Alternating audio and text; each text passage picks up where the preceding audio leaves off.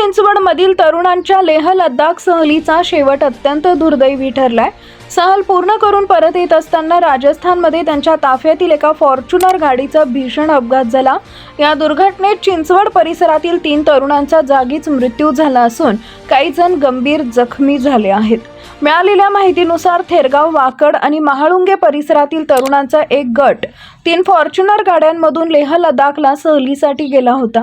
परतीच्या प्रवासादरम्यान राजस्थानच्या हद्दीत एका गाडीचा चालकावरील ताबा सुटल्याने गाडीचा भीषण अपघात झाला।